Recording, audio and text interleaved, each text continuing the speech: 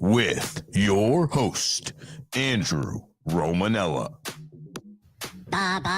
When you play Battle in Mario Kart and you don't turn off any of the items, there are bananas everywhere. I mean, it's like you're losing your balloons because you're slipping on bananas left and right. Bananas everywhere.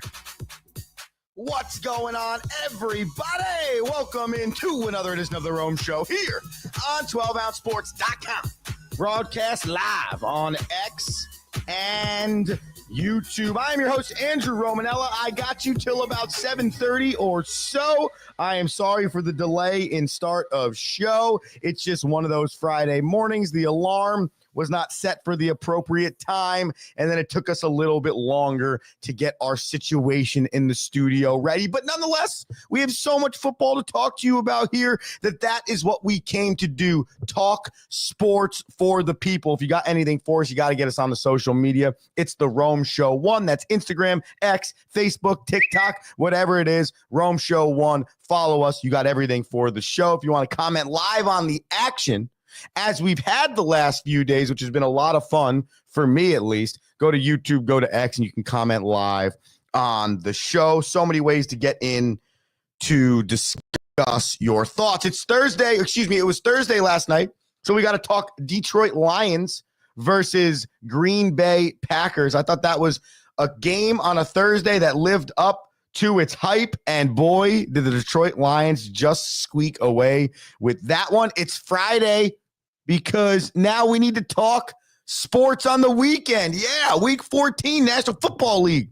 That's exciting. We'll break that down. I got some news for you around the rest of the sports world, and of course, Bill Belichick news, which I thought was very interesting, that I thought if you haven't heard it, you should definitely stay tuned, because it's going to, maybe, I don't know, it surprised me. So maybe it'll surprise you as well. Again, the Rome Show 1, Instagram, TikTok, Facebook, the whole deal. Let's start with Thursday night football last night, the Lions versus the Packers. It was a shootout affair in this contest. It felt like a tale of three different games. The first third of this game, which felt like it was more controlled by the Detroit Lions. The second third of this game, which felt like it was more controlled by the Green Bay Packers. And then the final third of this game, which was, let's see who has the ball here last that can try and win this contest. And that ends up being the Detroit Lions. So here's your background on this game. 17-7 at half was this contest. Then the Packers scored 14 unanswered to start the second half to make it 21-17. Some of those points came in thanks to a Jared Goff interception. Here's a wild stat about Jared Goff this year. Jared Goff has thrown 9 interceptions the entirety of the season, yet 5 of those interceptions came in one game against the Houston Texans. So he's got 9 interceptions, and 55% of his interceptions for Jared Goff came in one game. There's your daily data. He finished 32 of 41 last night, 283, 3 touchdowns, and the aforementioned interception. We talked about the run games from both teams last night. Well, they lived up to a degree to the hype. There was a combined 4 rushing touchdowns last night. There were 3 from Josh Jacobs of the Green Bay Packers, 66 yards and 3 TDs. And there was 1 by David Montgomery of the Detroit Lions. However, David Montgomery and Jahmyr Gibbs combined for 94 rushing yards on 29 carries. It looked to be that both teams knew, hey, their strengths running the football, we cannot allow them to do that at a high clip, so let's shut this thing down. And to a degree, did a pretty good job of that. Jordan Love, though, was not up for the challenge beyond the running game. He only threw for 206 yards and 1 touchdown. I think that becomes the question for the Green Bay Packers is, Jordan Love your guy? And presumably they answered that question in the offseason because they signed Jordan Love to a contract extension, right? But there's still a lot left to be desired with Jordan Love and the Green Bay Packers. So first, for me, it's the injuries because he's been out twice this year. And then secondly, it's the turnovers that I think worry me. Is he a big play guy? Is he somebody that can really jolt your offense? On the season, he's got 21 touchdowns, 11 interceptions. He's only got one game this season without throwing an interception. His quarterback rating is 64.4. So the Lions improved to 12-1, and the Green Bay Packers dropped to 9-4. Here's what that means for the standings in the National Football League, because that loss last night went to Green Bay and not Detroit. It really gives Detroit essentially a clear-cut path to not only just winning the NFC North, but they are 1.5 games up now on the Philadelphia Eagles with 4 weeks remaining in the season. So barring going less than 2-2 and the Eagles going better than 2-2, which is obviously possible, right? I could see the Eagles finishing at 15-2, and I could see the Detroit Lions finishing at 13-4. Like it could go either way, but pretty much has solidified the fact that if it's not the Lions as the number 1 seed in the NFC, it is going to be the Philadelphia Eagles. So a lot to watch moving forward here as we get closer to the playoff picture. But that game last night went a long way in determining it. And then in terms of the Packers, they're now 9-4. And here's the deal. They're in the second to last wild card spot. The Washington Commanders have the last wild card spot. The Washington Commanders are 8-5. So this win coming up this weekend for the Commanders would be gigantic. I think they're on a bye this week. Either way, the Commanders' next win, huge for them, because now they'll put them in the half game beyond the Green Bay Packers territory, and they'll be rooting for the Minnesota Vikings to hopefully lose the next few contests. So that was your Thursday night football. I thought a really good affair, something we said yesterday. Thursday night football has really had a better lineup this year than it's ever had before. Thursday night, Monday night, just so much better than it has ever been in years past, which has been just fantastic to watch. So we got to love that. Stay with us till about 7:29 or so, and we will break down the Week 14 Sunday NFL matchups as we go through the remainder of the Rome Show here. 12ouncesports.com. We broadcast this show live on X and on YouTube. Sorry, drew a blank there. You can follow us and subscribe in any location. Let's get some around the sports world. Some interesting news coming out of the sports world. Let's get this thing started.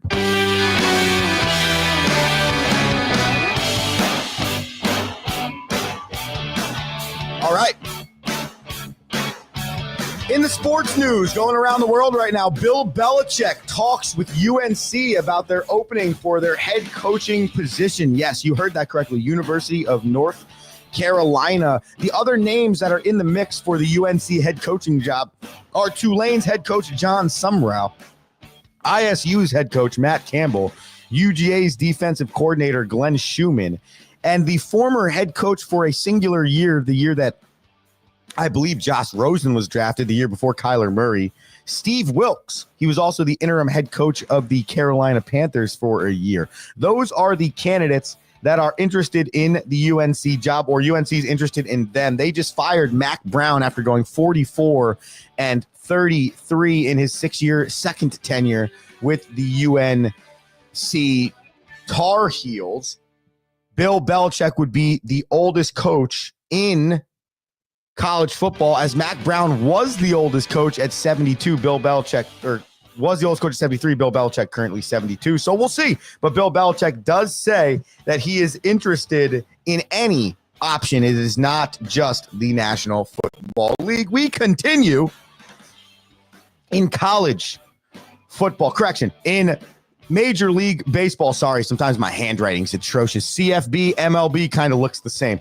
Luis Severino has signed a 3-year, $67 million deal with the Los Angeles A's. Okay, now I find this very interesting because the Los Angeles A's just signed the new lease agreement for their new contract in Las Vegas. And the first year for the A's in Las Vegas will be 2028. So if you look at the longevity of this contract for Luis Severino, the contract for the A's is going to end for him before we get to Las Vegas. So Luis Severino has essentially signed with the Sacramento Athletics for 3 years and $67 million. Let's see what happens there. Hopefully he's praying for a return to Vegas beforehand. Severino, a great year with the Metropolitans last year. We continue. Kevin Durant is out 1 to 2 weeks with the Phoenix Suns with a left ankle sprain. Currently, the Suns with Kevin Durant are 11-2. Without Kevin Durant, they are 1-6. Their overall record 12-8. Kevin Durant this season is averaging 25.8 points per game.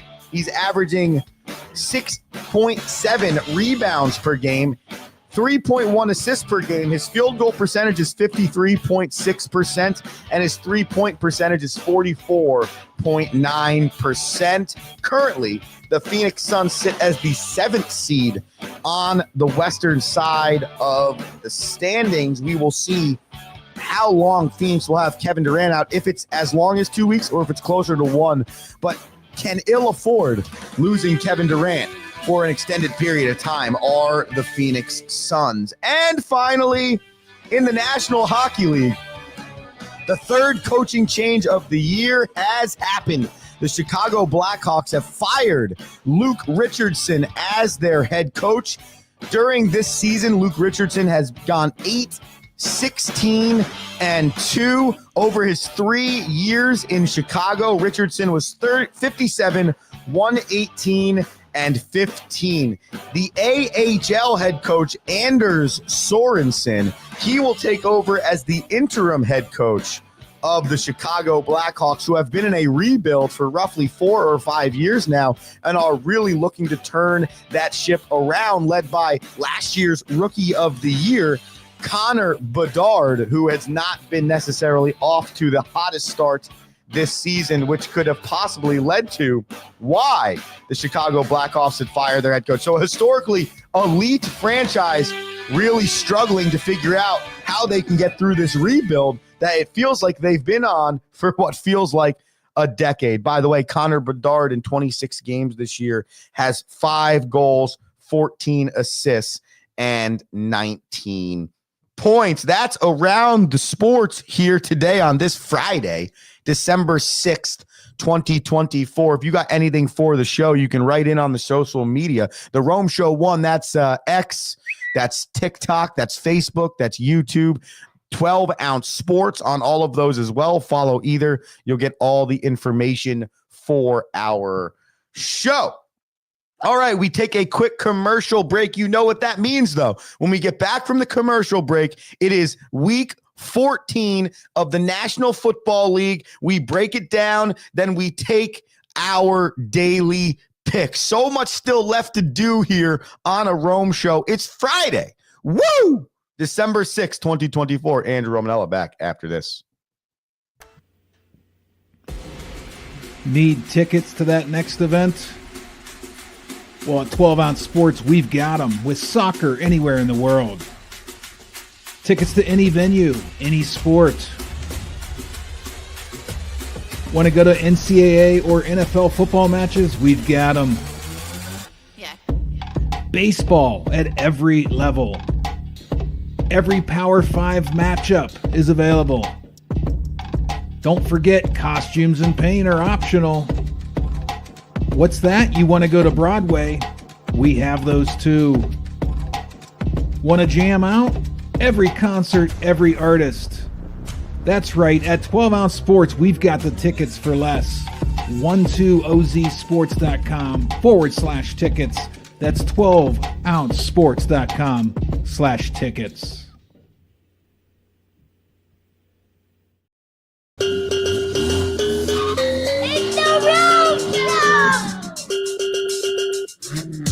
Yeah! It's the Rome Show. 12ouncesports.com, YouTube Live, X. You know the deal. I'm Andrew Romanella. We got a few minutes left on this show. We're going to go a little late today because we started a little late today. That's just how things work. It's how things work on the Rome Show. And we know you love it. If you missed any part of this show, the Rome Show podcast, wherever you get your podcast, or head to 12ouncesports.com. We replay the shows everywhere there, or YouTube. YouTube.com/12ouncesports. So many ways to consume the show. We hope you enjoy it every single day. We're here Monday through Friday at 7 a.m. It is week 14 of the National Football League coming up this weekend, and it's getting into that territory of the season where you cannot afford any mistakes moving forward. One singular injury, half of a game without a player, a suspension, a bad penalty, all of those things add up in such a big way to determining the remainder of the playoff spots, to determining who has a chance to go for the Super Bowl. And week 14 and on, it's go time. I mean, last week, the Buffalo Bills won the AFC East, okay? You're eliminating teams from playoff contention. That's how you know you are on the precipice of the postseason for professional football, and we need to make some smart decisions here if we're a ball club, right? If you're the Dolphins right now, 5-7, you better start cooking and getting on a winning streak here because it's your last shot, right? If you're one of those teams in the NFC West, both 6-6, tied the top of the division, somebody's got to go on a winning streak here. There's no time to waste. NFC South, hello, knock, knock. Just realize someone has to win this division. Now is the time to do so. It's our favorite segment of the week. It's Friday before the show ends. That means we are giving you our week 14 predictions. We're going to hit the sounder. We'll give you our predictions. We'll give you our daily picks. We'll close up shop on this Friday Rome Show. I hope you're prepared for it. I very much am.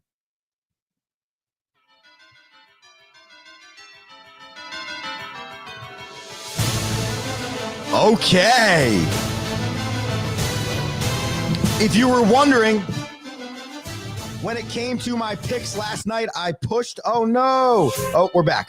If you were wondering, when it came to my picks last night, we pushed on the Lions. I had them at the -3. It's wild, too, because this game originally opened at the 3.5. And then a lot of money was put on the Packers, and it closed at the -3, which is exactly what it ended at. I did not have the over-under in this game, but it hit. It was 51.5. They scored 65. So we pushed on the -3. I had Jared Goff over 253 plus 5 passing yards. Nailed it. And then I had Amon-Ra St. Brown at over 69.5 receiving, and we did not have that. He only had 43. So we went 1-2 last night as it counts. Actually, you know what? We're going to give ourselves an 0-2 there. We can't count the victory on the push. We are 164 and 130. So hopefully we have a better weekend this weekend. Here's what we'll do. We will go through all of the games in the National Football League. I will give you all of my picks. Then I will give you my 3 favorites. So I'll skip those 3 games, and I will give you those 3 favorite picks at the end. Does that sound good to everybody? All right, here we go. Had to restart the music. Jets at Dolphins. The Miami Dolphins are favored in this game at home by 5.5. The total is 44.5. I like the Dolphins in this game, and I like them by the 5.5. I think this is a Jets team that is going to quit on a lot of things. This is the time period now where all of these dudes that were in love with Aaron Rodgers start to hate Aaron Rodgers, and we start to see this team go in the other direction. I think MetLife Stadium is competing for the first overall pick in the National Football League this year. Give me the Dolphins. Give me the Dolphins at the -5.5. Jaguars at Titans. The Titans are favored in this game by 3.5. Why? Because Mac Jones is starting for the Jags, who already have an atrocious offense. Talk about 2 teams fighting for the first overall pick. The Jets and the Giants are competing against these 2 teams. And if you're a fan of the Jacksonville Jaguars, you want to lose this game. You're 2-10. Right? You have what you believe could possibly be your franchise quarterback and some other pieces, but you're just having a terrible year. You could end up with a first overall pick in a terrible year when maybe you're not actually talent-wise as bad as it says you are at a 2-10 record. Tennessee favored by 3.5. I will take Tennessee at the -3.5. And by the way, I would also take the over-under in this game at 40.5 points. I would take the under. I don't think either of these teams are going to score a lot of points. Falcons at Vikings. The Vikings are favored in this game by 5.5. So now here's my thing, okay? The Dolphins are favored against the Jets by 5.5. And the Vikings are favored against the Falcons by 5.5. Both of the favored teams are at home. Both of those teams, though, in my opinion, are not the same, you know? So if you're going to give me the Vikings at the same spread, you would give me the Dolphins against a worse team. I'm going to take the Vikings at the -5.5. I don't know if that logic works for you, but it works for me, right? I'm saying to myself, maybe they're believing this Atlanta team's a little bit better than it should be, and I'm sure they think Minnesota's a little bit better than they are as well. And that maybe equates to the 5.5, but I think Minnesota can win this game by 7. You know, I think they can win it by a full touchdown. And hey, you know what? As easily I can see the Falcons winning this game because the Falcons might not be as bad as we think they are at the 6-6 and with Kirk Cousins sometimes playing terrible. So it is an interesting line, but I'm going to take the Vikings here at the -5.5. Saints at Giants. I'll be at this game. I don't know why. Well, probably because the tailgate. Saints are favored by 4. Give me the Saints at the -4. Over under in this game's 40.5. I will take that. Eagles against the Panthers. Last night, this was 13.5 in favor of the Eagles. Now it's pushed down to 13 in favor of the Eagles. We're going to hold off on this one. I'll tell you why in a little bit. Browns at Steelers. Steelers are favored at -6.5. We'll hold off on that one as well. Raiders at Buccaneers. Buccaneers favored by 6.5 in this game. I know Aiden O'Connell did play some pretty good football last week against the Kansas City Chiefs on Friday. I think the Buccaneers at home on a 2-game winning streak with a real chance here are going to come out and win their third straight. So give me the Bucs. I want to take them at the 6.5, but I can't. So I want the Bucs on the money line in this one, but I will take the Raiders at the +6.5. I'm staying away from this number. It's 46.5. Seahawks at Cardinals. Cardinals favored in this game by 2.5. However, their offense the last 3 weeks has not looked very good, not scoring more than 24 points in any of those games, including under 15 in one of them as well. The Seahawks, they just find a way to win. You know, and they lead this division by 1 game right now. This is a gigantic game for the NFC West. They're in Arizona, which I don't think is the craziest place to play. So I'm going to take the Seahawks here as the underdog at the +2.5. If you were wondering, Arizona is 8-4 against the spread this year. So I'm kind of going against the odds, but I just trust the Seahawks a little bit more than I trust the Cardinals. Bears at 49ers. The 49ers are favored by 3.5 in this game. I'll take it. I don't trust either of these teams, but of the two, I really don't trust the Bears team that just lost their head coach and really isn't that good, and I don't really trust their quarterback. So I'll take the 49ers at the -3.5. This game is 43.5 points.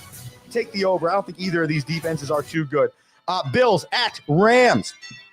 This line sits at Buffalo -3.5. We'll talk about it in a second. Finally, the Chargers are at the Chiefs. The Chiefs are favored in this game by 4. I don't know what to do here because I think the Chargers are good enough to beat the Chiefs. I don't know how much I trust the Chiefs to ever cover a spread during the 2024 NFL season. If you were wondering, the Chiefs are 4-7-1 against the spread this season, whereas the Los Angeles Chargers, they're 8-3-1. So I say all that to say this.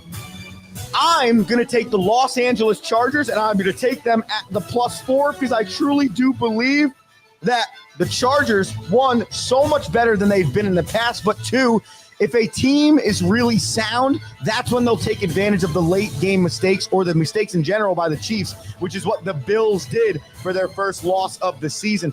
I'm not saying the Chargers are as good as the Bills, but I am telling you the Chargers are sound enough with Harbaugh that they could outcoach, outplay in some areas the Chiefs on one singular day to cover a +4 spread. So give me the Chargers at the +4.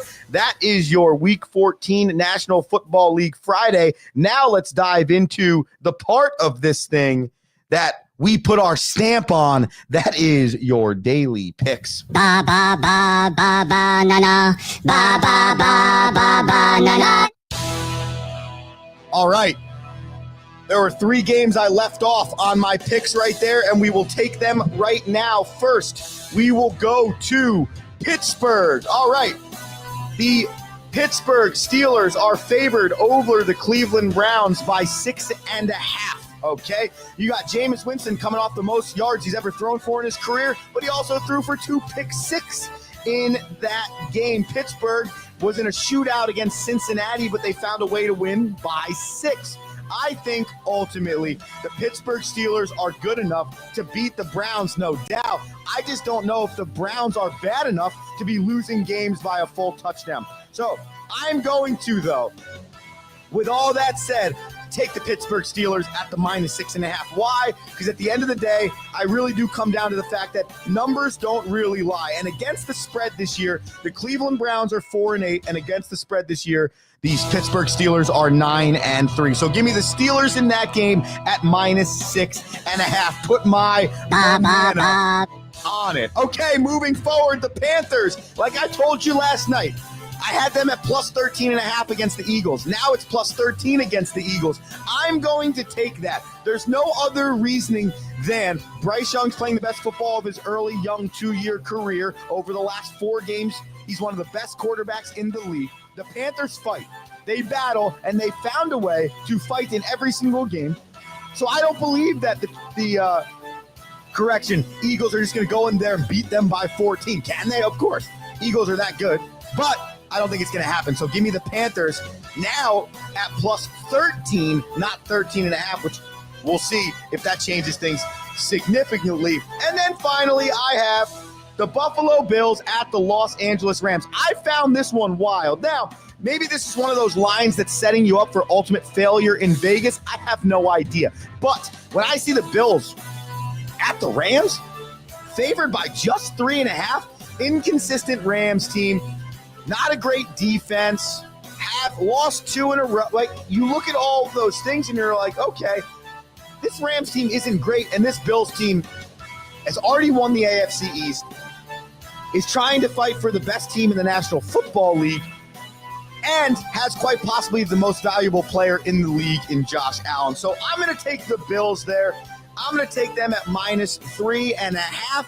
And those are your 3 Ba ba ba ba ba na na. picks for the weekend. Just so you hear them again, Steelers at -6.5, Panthers at +13, and the Buffalo Bills at -3.5. If you were wondering, the Bills are 8-4 against the spread, and the Rams are 5-7. That was the Rome Show on a Friday, 12ouncesports.com. We broadcast live on YouTube and X. Thanks for staying with me. Even though we started a little late, we still got you the information. We hope you enjoyed it. Andrew Romanella, I'm back on Monday at 7 a.m. as I am every single week. Head to RomeShowShop.com for your holiday shopping. And remember, be electric today. Andrew Romanella, peace! Thank you for listening.